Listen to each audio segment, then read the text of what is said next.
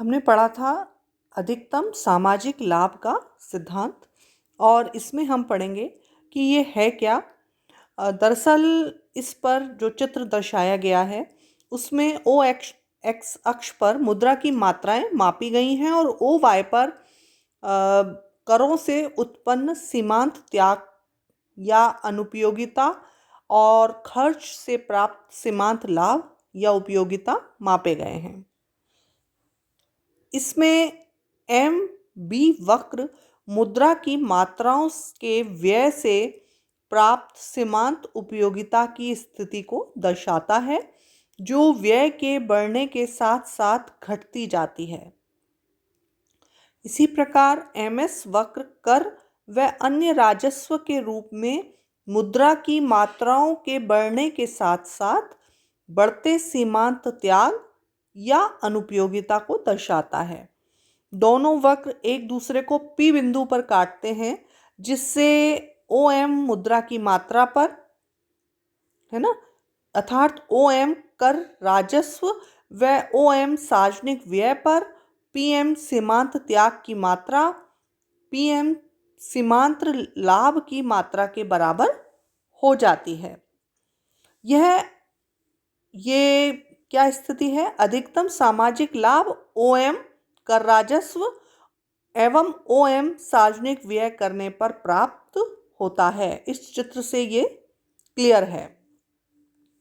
अब यदि O M से ज़्यादा कर राजस्व इकट्ठा किया जाएगा तो समाज को लाभ के बजाय हानि होने लगेगी, हानि अधिक हो जाएगी, क्योंकि चित्र में ओ एम वन कर राजस्व पर सीमांत लाभ M1 P1 मिलता है और सीमांत त्याग M1 P2 करना पड़ता है, जिससे शुद्ध हानि P1 P2 होती है।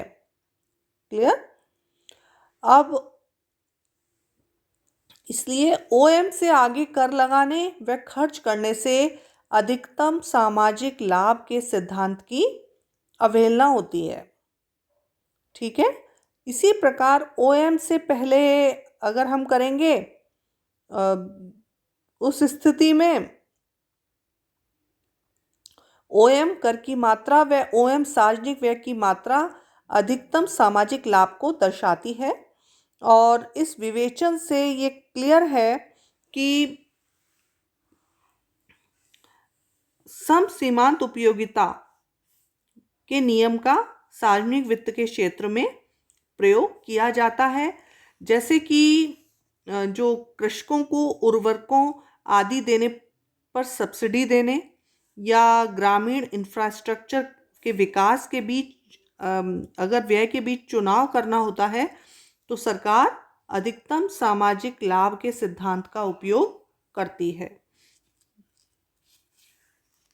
अब हम पढ़ेंगे कि अधिकतम सामाजिक लाभ के सिद्धांत की सीमाएं क्या हैं। ठीक है। इसमें ये माना जाता है कि इसकी इम्पोर्टेंस तो है ही, लेकिन सरकार के लिए कराधान की सीमांत उपयोगिता को सार्वजनिक व्यय की सीमांत उपयोगिता के बराबर करना असंभव माना जाता है। ये माना जाता है कि सर्वप्रथम विभिन्न करों का नियोजन इस प्रकार करना होता है कि प्रत्येक कर की सीमांत इकाई का त्याग या भार समान किया जा सके, और ये काम आसान नहीं होता। एक तो उपयोगिता या लाभ का अनुमान काफ़ी कठिन होता है और फिर उसे समान करना काफ़ी कठिन होता है। इसी प्रकार सार्वजनिक व्यय का विभिन्न दिशाओं में नियोजन इस प्रकार करना होता है कि प्रत्येक दिशा में व्यय की सीमांत इकाई का लाभ समान किया जा सके, और ये भी बहुत मुश्किल है। इसी प्रकार अधिकतम सामाजिक लाभ के लक्ष्य को प्राप्त करने के लिए सभी वित्तीय क्रियाओं का ज्ञान आवश्यक है, जो व्यवहार में आसान नहीं होता। इसलिए इसकी जो नियम है इसकी क्रियाशीलता रुक जाती है, अवरुद्ध हो जाती है, और व्यवहार में ये सब आंकड़े जुटा पाना आसान नहीं होता। सरकार जो होती है वो कई स्तरों पर कर लगाती है, खर्च करती है, जैसे केंद्रीय स्तर, राज्य स्तर, स्थानीय स्तर आदि।